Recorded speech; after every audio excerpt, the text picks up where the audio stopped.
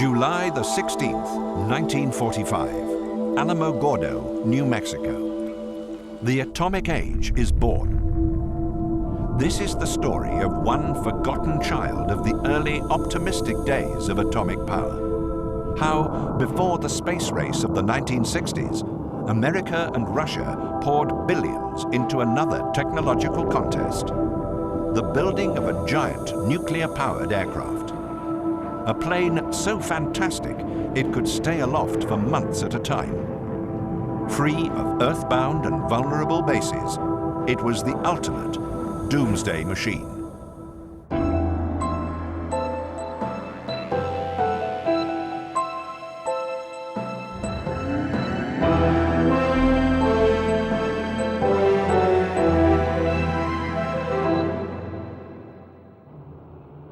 Today, atomic energy is mistrusted, even feared. But for a time, just after World War II, things were different. The American public was gripped by a happy nucleomania. There would soon be electricity too cheap to meter. There would be atomic-powered cars, trains, helicopters, and cargo ships. Well, the public perception about nuclear power right after the war and for probably 20 years thereafter was very positive. People talked about it coming very soon, and they talked about power too cheap to meter and other optimistic remarks like that. Some people talked about using it everywhere, you know, for transportation of all kinds. There was even a scheme, I mean, totally mad from today's perspective, to detonate atomic bombs over the North and South Pole to melt the ice, give the world a warmer climate. And there would be atomic-powered airplanes. As early as 1942, Enrico Fermi and his associates on the Manhattan Project, which built the first atom bomb, had discussed the prospective use of atomic power to propel aircraft. The great advantage nuclear power could give a plane was an almost limitless range. In 1950, in-flight refueling had not yet been perfected, although experiments by the British in the interwar years had shown that the technology to transfer fuel between two planes in flight was easy enough to perfect. But in the pre-jet age, carrying aloft a worthwhile load of gasoline to transfer to another aircraft meant the project was impractical. Now, the British had actually done some limited experiments in-flight refueling before the war, but what they'd found was that you could not transfer significant amount of fuel to make a real difference in the range. World War II was fought without in-flight refueling. US B-17s and B-24s operating over Germany were massacred because fighter escorts, with their short range, could not fly with them. Only when fighters like the Mustang became available, specially equipped with long-range fuel tanks, could daylight bombing raids be carried out over Nazi Germany without huge losses. The operating range of aircraft was a major and continuing concern to the American military. In 1937, the Army Air Corps commissioned the Lockheed P-38 Lightning as a long-range fighter interceptor to operate mainly over the Pacific. When it entered service in 1941, the P-38 had a range of 700 kilometers. America had to fight wars like no one else. They had to fight over the Pacific. That meant it needed aircraft with immense range. They also had to fly safely. A single-engine fighter was at risk. If the engine stopped, the plane went down into the sea. You needed two engines. So that meant an airplane, fast, safe, twin-engined. That was the P-38. In 1944, the Army Air Force introduced the B-29 Superfortress, an aircraft with a range of 4,500 kilometers, capable of bombing Japan from island bases in the Central Pacific. World War II also saw the development of technology which would solve some of the problems that had hindered American pre-war civil aviation. Bigger and more efficient engines and airframes would allow civil airliners, for the first time, to traverse the oceans without stopping to refuel. All these developments seemed to usher in a new age of opportunity in which everything was possible. Yet these developments were dwarfed by an entirely new set of problems and challenges. The Cold War, although only just beginning, was set to dominate American strategic thinking for decades to come. America needed a bomber to reach targets deep inside Soviet Russia. A bomber with a range of tens of thousands of kilometers. The answer lay with a radical new kind of engine. In 1946, under the leadership of General Curtis LeMay, the United States Air Force set up a program called NEPA, which stands for the Nuclear Energy Propulsion of Aircraft. This was to oversee the possibilities of designing and building a bomber that would be a nuclear-powered bomber. Just as the P-38 and the B-29 had provided the means with which to confront Japan in the Pacific, a nuclear-powered bomber seemed to be the ideal aircraft for any future conflict with Russia. The number one advantage, and really any other advantages derived from it, was the fact that they imagined that the flight duration could be greatly extended, almost indefinitely. Within a year, design work had begun on one of the most awesome weapons platforms ever proposed, an atomic bomber. In 1948, the head of the newly created Strategic Air Command was General Curtis E. LeMay. He had commanded the B-29 offensive against Japan in the Pacific. LeMay had a reputation as a confrontationist, what we might today call a hawk. Well, he was a general who really didn't particularly care for civilians. He was a fighting general from World War II. He had commanded bombing attacks in both Europe and in Japan. So he was a World War general with the kind of attitudes you would expect in a successful general from that period. Now, LeMay sought the ultimate bomber to counter the new Soviet threat, one powered by nuclear engines and capable of remaining airborne indefinitely. This would be America's principal weapon in any future world war. In military terms, setting it in the right historical context, this was a great idea, because what it meant was that you could build a bomber that was not constrained by the amount of fuel it carried. So you could have a nuclear bomber, nuclear-powered, carrying nuclear weapons, airborne, all the time, watching and waiting for the enemy. But LeMay and the Air Force were not trusted by someone in high office, President Harry Truman. President Truman was very worried about leaving this awesome power of the atom solely in the hands of the military. So he created a civilian body, the Atomic Energy Commission, the AEC, responsible directly to himself and the Office of the President. And this would control all nuclear research, it would control the nuclear reactors, and this really annoyed the generals, it would keep under lock and key the atomic bombs. The Atomic Energy Commission identified a series of uses for an atom-powered aircraft. First, as a long-range bomber. Power from a nuclear reactor would theoretically allow an aircraft to fly for months without refueling, using only tiny amounts of uranium. Another possibility was the flying boat. The Atomic Energy Commission's pet team of academics at MIT thought that one of the prime candidates for a nuclear-powered aircraft was a passenger flying boat. In those days, air traffic was still very underdeveloped. There weren't that many big airfields could take passenger planes. So flying port to port was quite a good idea. Also, an atomic reactor in an aircraft is quite heavy, and a flying boat was big enough to carry it. So that looked like a good bet. Indeed, before the age of the jet, the flying boat seemed the most promising aircraft for long-haul civil aviation.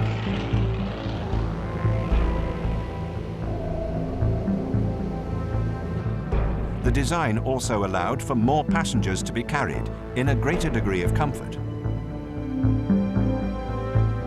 Millionaire Howard Hughes built the Spruce Goose to carry passengers across the Atlantic non-stop. And in England, Saunders Roe were building the elegant Princess flying boat. It was intended for the growing transatlantic market. They were developing a docking system. In fact, that was in use at Southampton, so you no longer were taken out to your flying boat in motorboats. You'd walked aboard it from docks, and there would have been docks at either end, drive the aeroplane in, tie it up, and then walk ashore. The Princess was one of the largest aircraft ever built. Well, it was a double-decker, so we had upper and lower decks. We had provision for cocktail bars and all the rest of it, and double-berth cabins. It was definitely going to be an upmarket luxury way of crossing the Atlantic in about 7.5 hours. An atom-powered flying boat might have other uses. Atomic power was also being developed for a new generation of submarines that could lurk for months under the sea. New flying boats with atomic engines would have the range to hunt them down. September 1949. A lone US B-29 reconnaissance bomber picks up samples of radioactive material high above the Soviet Union. Russia had joined the nuclear club. The next year, North Korea invaded South Korea. The Cold War had turned hot. These events were to accelerate the plan for an American atom-powered bomber. The Congressional Joint Committee on Atomic Energy was very much in favor of going ahead with promoting and going ahead with the nuclear bomber. The Atomic Energy Commission itself also was. They developed eventually a special subdivision which did that work.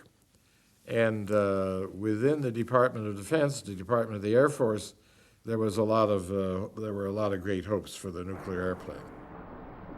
In 1951, the Atomic Energy Commission ordered into production the world's first experimental nuclear-powered aircraft.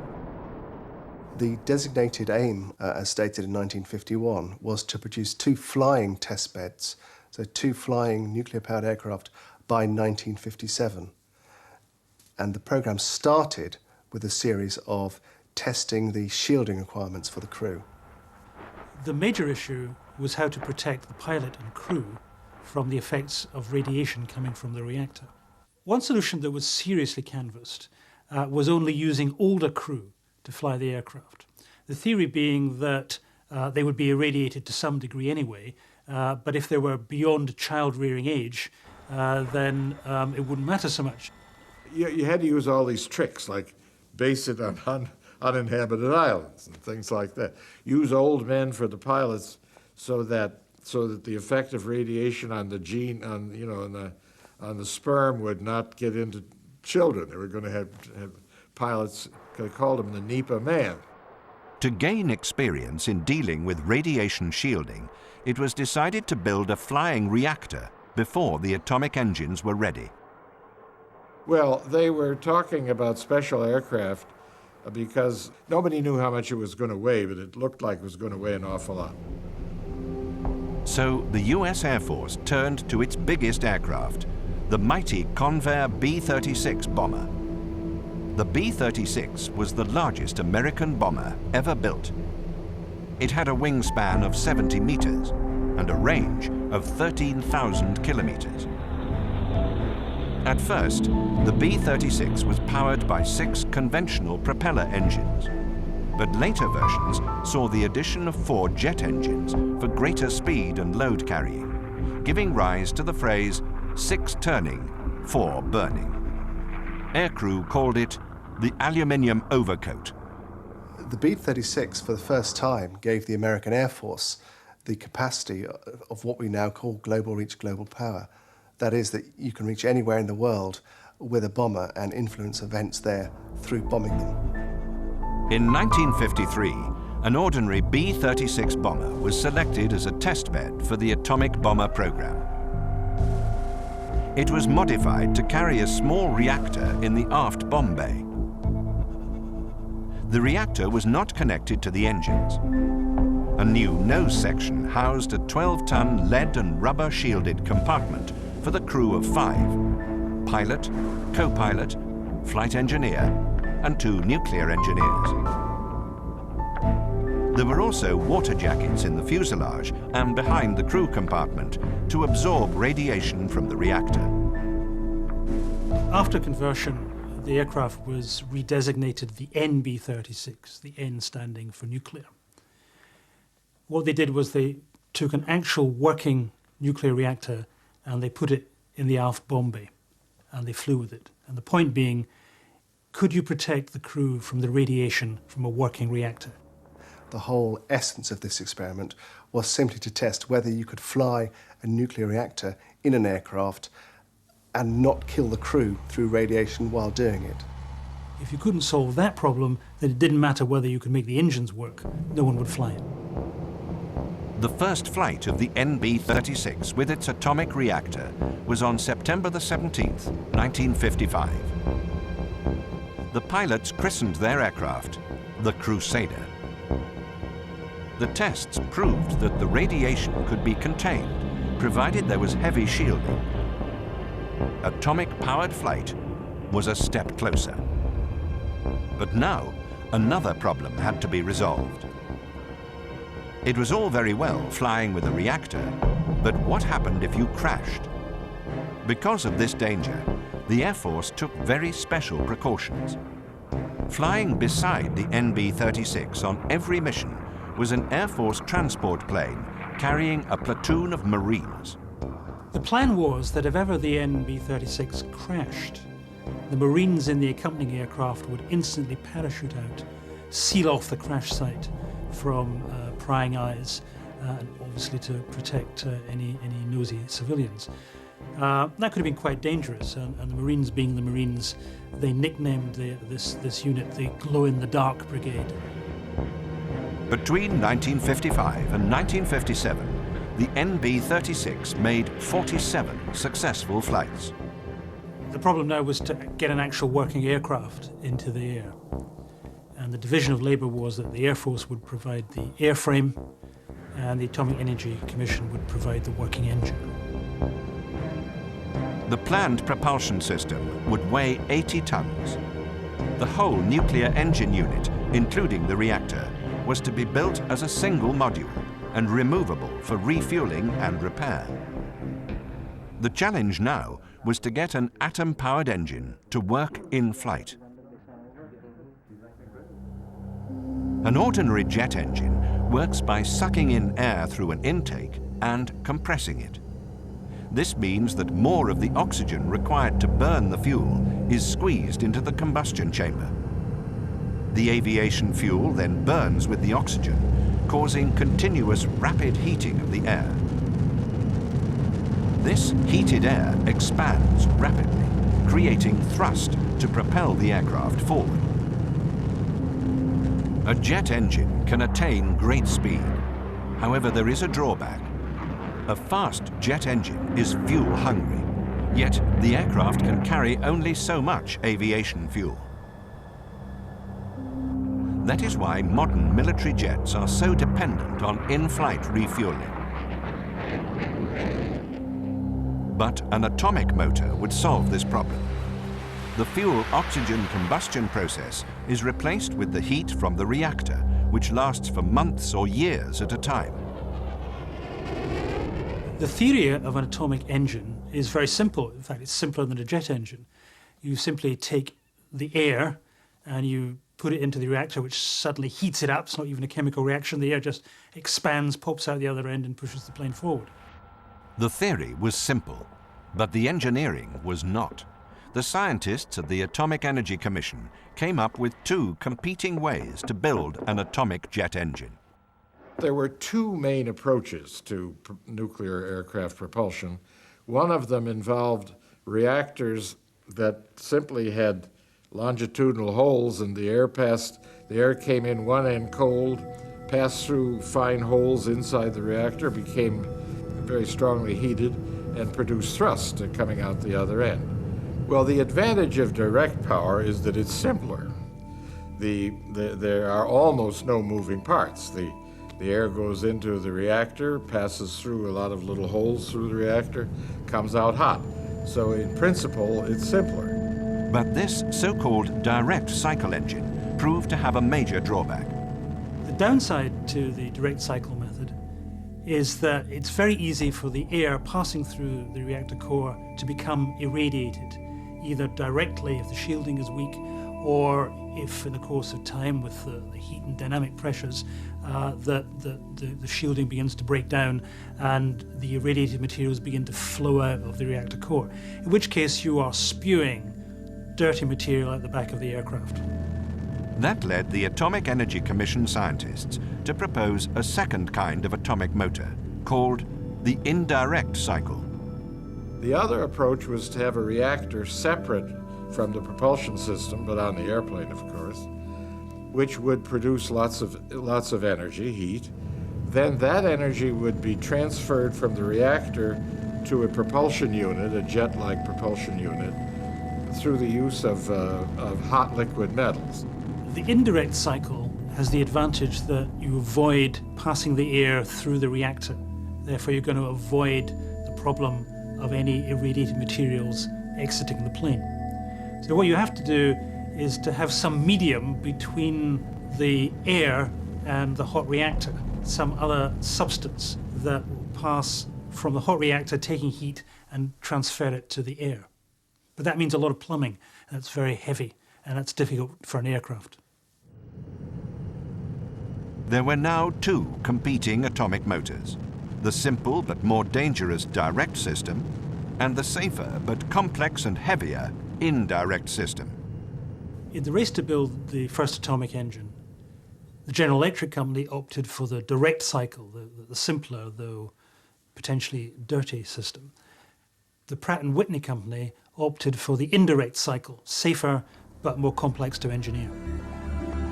While testing of the NB-36 continued and work on the nuclear engines got underway, General LeMay and the Air Force drew up plans for a real atomic bomber. 2, 1, 0. In the 1950s, the new technology of ballistic missiles was still in its development phase. Rockets were not yet reliably accurate. And there was also an aversion towards the pilots of the 50s becoming the so-called silo sitters of the 60s. Many people within the Air Force, especially the older experienced people, simply favored airplanes over missiles, and the nuclear airplanes seemed like, in that sense, it was a godsend. The big advantage that people saw for a nuclear-powered aircraft was simply that the flight duration could be extended indefinitely. That meant the range could be anything you wanted. It means they could stand on station if they were for defensive or observational purposes. The new atomic-powered bomber would look very different from its predecessors. It was called the WS-125. Design and construction of the aircraft was entrusted to Convair, builders of the B-36. The Air Force developed a lot of formal administrative techniques, and one was to classify programs, and WS just stands for weapon system, and they all had numbers, and the WS-125 was a nuclear airplane. The plan was for the WS-125 to be operational in the early 1960s. It was never given a B for bomber number, but could have been the B-72. The WS-125 would have a reactor situated in the main body of the aircraft, feeding two jet engines. It would carry atomic bombs or cruise missiles. The crew would be in a shielded front cockpit. Operationally, the WS-125's mission then would be to stand off Russia, the Soviet Union, hanging around the Arctic Circle for days, if not weeks on end, ready to dash in and hit Soviet cities. This nuclear-powered air fleet would be limited only by the endurance of its flight crews. While work continued on the nuclear engines, the NB-36 testbed grappled with another problem: shielding the crew from radiation. The normal lead shielding used in atomic power plants was going to be too heavy to put in an aircraft. It would slow the plane down, making it vulnerable to fighter attack. The answer was distributed shielding, or shadow shielding. instead of having all the shielding in one place, you might have some of it around the reactor, but you might also have some around the pilots. In an earthbound reactor, you simply surround the reactor with lead, which slows down the various nuclear particles that are flying off. Can't do that on an aircraft because you need lightweight shielding. So what they decided to do was to sort out the different kinds of atomic particles that would be loosed off from the reactor, discover different kinds of shielding, lightweight shielding that would block each, and distribute around the aircraft these different kinds of shielding. Keeping the weight of the aircraft within manageable proportions now became the overriding priority of the project. The ANP continued to focus on the key problem, which was getting the weight of the whole system down. They did this in two ways. One was the divided shield concept, where they were continually trying different tweaks and different materials in order to improve the efficiency of that. The second way they looked at was decreasing the reactor size. The only problem with decreasing reactor size is that in order to keep the performance the same, you have to increase the temperature so that you end up with the same amount of thrust produced by the smaller engine. But progress on all fronts, engine, shielding, reactor power, was slow. And the atomic bomber now had a rival. The US Navy, always jealous of the Air Force, had started its own atom-powered plane project. What the Navy did is it went back to the idea of the original MIT team of the 1940s who talked about flying boats. So the Navy decided an atomic-powered flying boat would be a very good idea. It would be peculiar if nobody in the Navy thought about using a nuclear reactor for a flying boat, as long as the Air Force is thinking about it for something else. The Navy wanted a nuclear-powered version of the Martin Seamaster, the world's first jet-powered seaplane. But to defeat its Air Force rival, the US Navy also sought British aid. The British already had a giant flying boat capable of carrying the weight of a nuclear reactor, the Saunders Roe Princess. The US Navy Bureau asked Saunders Roe to provide a brochure study of putting a nuclear power unit into the Princess flying boat for use by the US Navy. And I seem to remember a sum of $50,000 being paid to us to do the work, which we did, and delivered not only a brochure but a model of the aeroplane. Dick Stratton was in charge of flight testing the Princess. The main thing was to install a nuclear reactor in the upper deck, which would feed hot gases to the inboard power plants.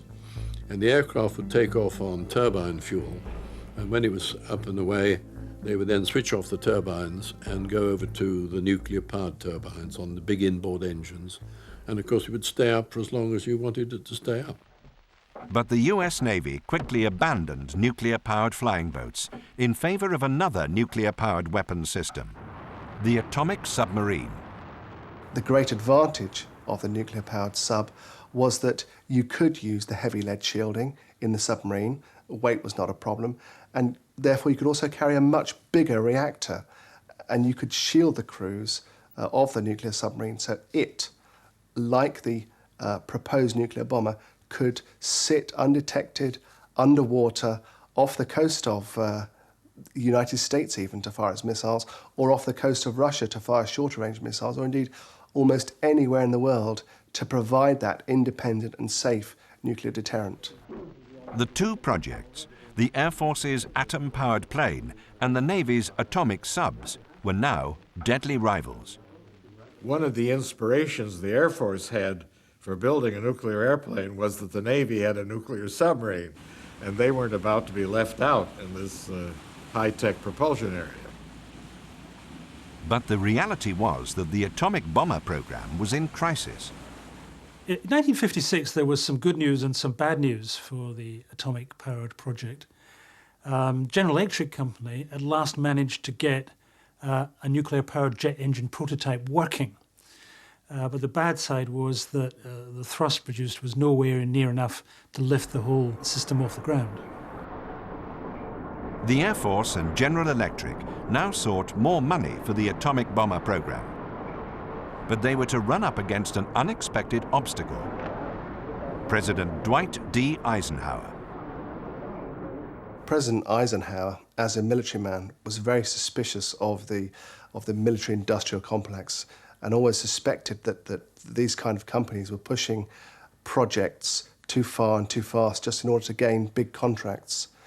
His Deputy Defence Secretary then ordered a stop to the X6 and WS-125 programs in the view that they were just far too ambitious. And I think that was a realistic assessment. So he ordered those programs stopped and ordered the agency to concentrate on trying to get the engine right. As a result, the NB-36 flying reactor made its last flight on March the 28th, 1957. It was decommissioned at Fort Worth in late 1957. It was scrapped several months later, with the radioactive parts being buried. It looked like the atom-powered aircraft project was grounded.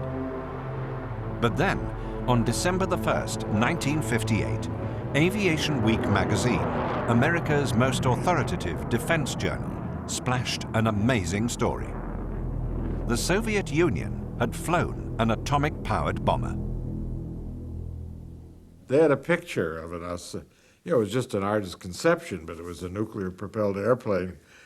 A 4-engine delta-wing nuclear-powered bomber was reported to be flying from the Moscow area, and this has been independently reported by other sources. The interesting thing about this was that the article claimed that this was not just a test bed for flying a nuclear reactor around in, but it was actually a nuclear-powered bomber, and this really put the Americans on their toes. America was already reeling from the news that the Soviets had launched the first satellite into orbit, Sputnik. It looked like the Russians were ahead technologically. Well, Sputnik in America was a negative surprise, because here is a high-tech accomplishment by these backward communist Russians. And so the only way that could happen is, I'm quoting now, is that something is wrong. Something's wrong in America that has to be fixed. And the people who caused this to be wrong are people like Eisenhower, who are not sufficiently imaginative about when they deal with these great ideas, and it's got to be fixed. So there was tremendous pressure on the government and within the government to just do project after project after project, all in response to Sputnik. I mean, we were going to respond to Sputnik in 100 ways. One such way was to revive the flagging US atom-powered plane project. A campaign was now launched by the Air Force and sympathetic politicians to revive the WS-125. There really were passions connected to this nuclear airplane. And one of them was the Democrat from a labor district in Pennsylvania named Dan Flood. And he had this article in Aviation Week with this picture. You guys are asleep at the switch again, Representative Melvin Price, chairman of the Joint Congressional Atomic Energy Subcommittee, actually declared that the Russians were now 3 to 5 years ahead of the Americans in terms of nuclear aircraft propulsion, and declared that the Americans ought to really do something and step up their efforts to get even. I remember one classified meeting we had with one of the military appropriations committees of the House of Representatives about this Aviation Week article. Why aren't you guys doing so? Don't you understand how important this is? But I knew enough about the level of Soviet technology to not take it seriously.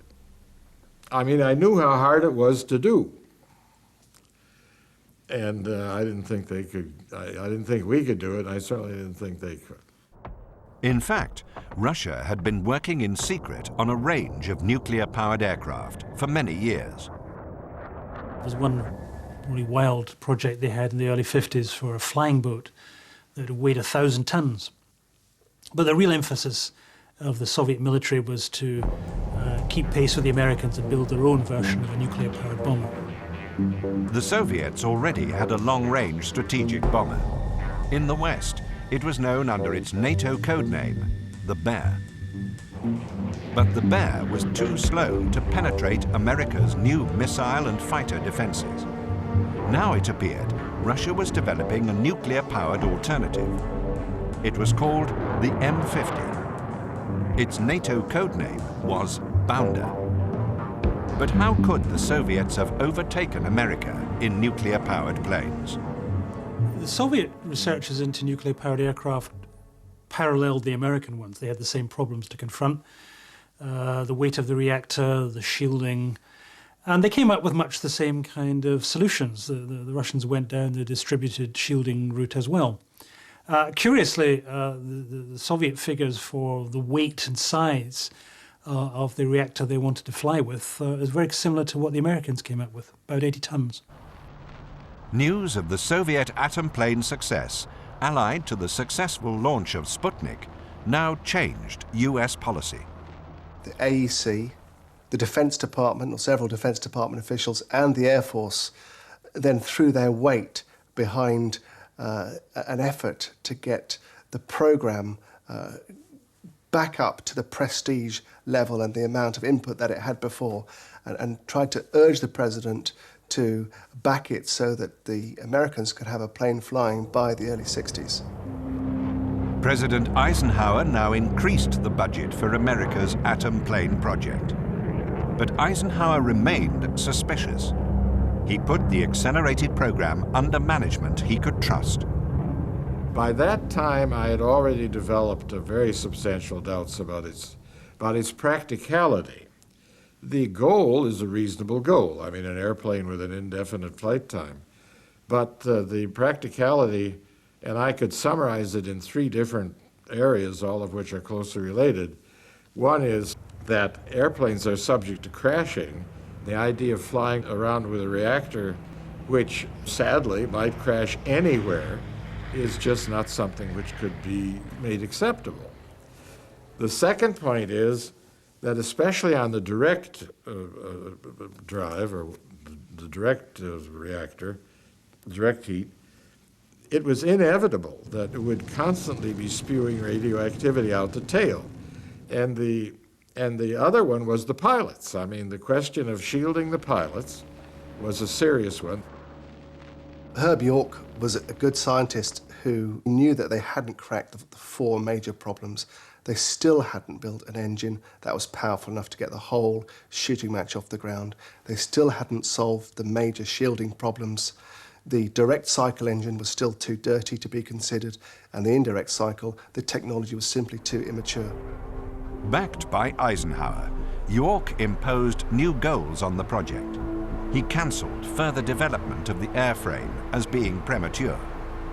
Work would concentrate on getting a foolproof engine working. Progress was happening on the engine front. General Electric ran a series of very successful experiments using the direct cycle concept. The engine was running routinely, solely under nuclear power. The General Electric company were eventually able to get their direct cycle engine working routinely. So the concept was proved. The trouble was they still couldn't crack the weight problem. The plane and the engine still couldn't get off the ground. While General Electric was working on their direct cycle atomic jet engine, Pratt Whitney was still working on the indirect cycle. Dr. York thought the indirect cycle approach, which offered the prospect of fewer dangerous leaks of radiation, was the best prospect for a working engine.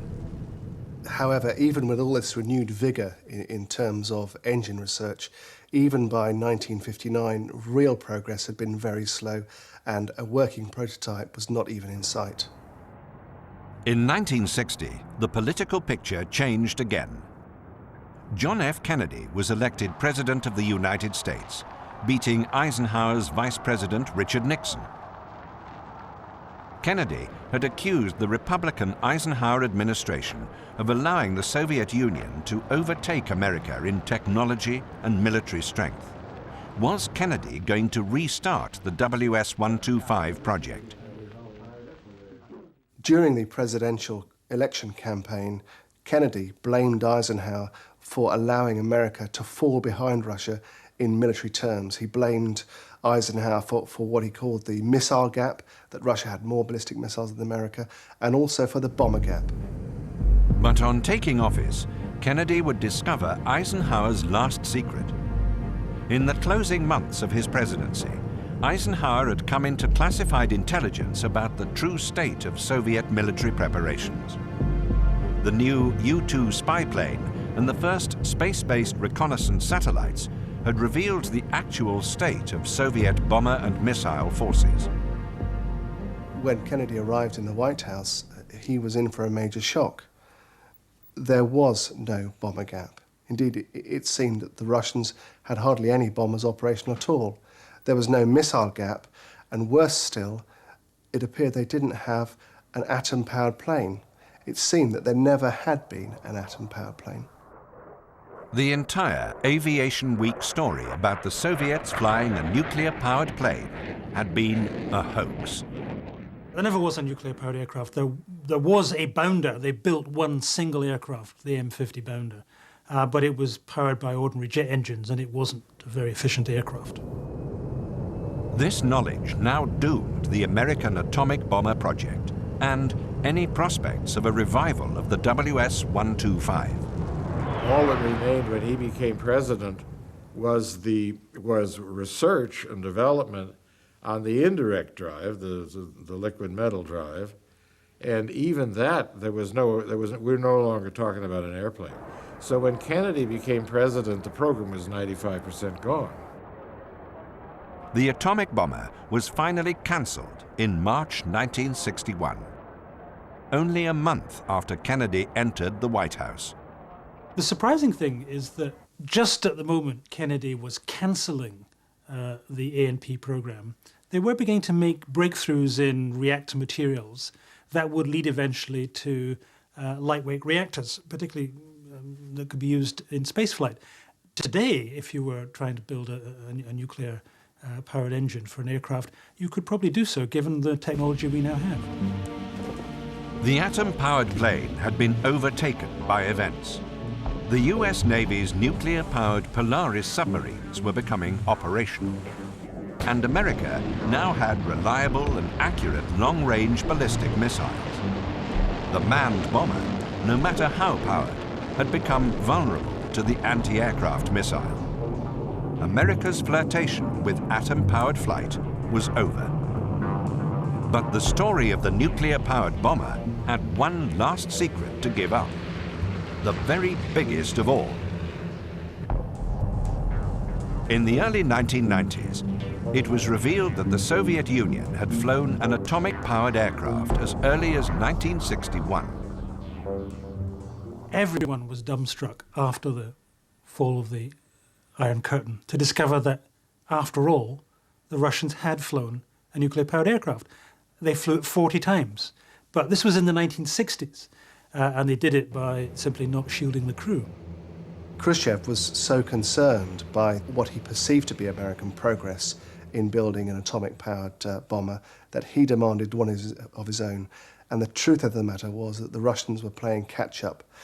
They built a fairly crude direct cycle engine, and with fairly basic shielding that not only irradiated the crew, but also passed all kinds of contaminated air into the environment as it flew. The Russians chose the Bear as their test plane. It was powered by two conventional turboprop engines, but it also had two experimental direct cycle jet engines. These were powered by a reactor installed in the main fuselage. Some 40 nuclear-powered flights were conducted between 1961 and 1969, with test pilot E.A. Guryanov at the controls. I actually have a letter from test pilot Guryanov. He writes, "We had all been irradiated, but we ignored it. Of the two crews, only 3 men survived, a young navigator, a military navigator, and me. The first to go, a young technician, took only 3 years to die." The problem of shielding the crew from radiation in a nuclear-powered aircraft has never really been solved. But the underlying ideas behind the NB-36 project continue to influence American military research. Whenever you spend money on high tech, there's always the possibility and usually the reality of some useful fallout.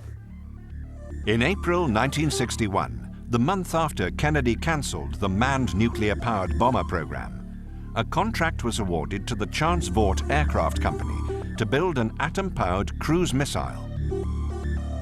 With no crew involved, it would not require heavy shielding. The new weapon was to be a direct-cycle nuclear ramjet. Just as I was leaving the directorship at Livermore, we took on the responsibility for the reactor design for the nuclear cruise missile. The cruise missile is just a pilotless airplane. You got this direct drive engine. It's just like, it's you know, there are a lot of parallels between it and a nuclear airplane, except since it didn't have a pilot, the shielding problem was not the same. The new missile was called SLAM. Chance Vought got as far as building a 1/3 prototype of the SLAM. The final design for the SLAM would be a missile that was 65 foot long. It would be fired up to high altitude to get as far as it needed to go. It was indeed a missile that would have infinite range, being nuclear powered. But then it would drop down to 100 feet and be going at Mach 3. So this thing was absolutely unstoppable. As well as releasing nuclear bombs, the Livermore scientists considered using the reactor itself as a lethal nuclear device which could irradiate enemy territory. It was the ultimate doomsday weapon. You run it close to the ground, it fries everything. I mean, on top of it. So there, the radiation was an advantage rather than disadvantage. By 1964, SLAM was ready for flight testing. But politics was again to intervene. Kennedy and Khrushchev faced one another over Cuba, and the world came close to nuclear annihilation. In the aftermath, Kennedy and Khrushchev signed a nuclear test ban treaty. I think the death knell of the nuclear-powered aircraft and the nuclear-powered missile came with John Kennedy. He was looking towards an accommodation with the Soviets. To have gone into that kind of nuclear technology would have been a provocation. And after the Cuban Missile Crisis in 1962, the general public knew how close they'd come to nuclear war. The SLAM program was terminated in 1964, but the onboard guidance system developed for SLAM was later utilized in the conventional cruise missiles that are part of today's arsenal of US weapons. In the end, the nuclear-powered aircraft was killed by simpler, cheaper technology. I mean, even in-flight refueling, which is routine these days, robbed it of the advantage of being able to fly forever. And the ballistic missile, which can hit a target on a postage stamp, or the cruise missile with its accuracy, that did away with the need for the big bomber. But the dream of nuclear flight may not be over. In 2003, it was revealed that the United States Air Force Research Laboratory had funded 2 studies on nuclear-powered versions of the Northrop Grumman Global Hawk. The Global Hawk is an unmanned aerial vehicle, or UAV. Its principal role is as a long-range, high-altitude reconnaissance platform. It is designed to fly from the United States to any hotspot on the Earth, and then circle for days at a time, sending data back to base. The plan now is to give the Global Hawk a flight endurance of several months. Has the technology that created the NB-36 at last come of age? Will the day come when nuclear-powered UAVs cruise the skies for months or years on end? This was the dream behind the original atomic bomber, the WS-125. One of the planes that never flew.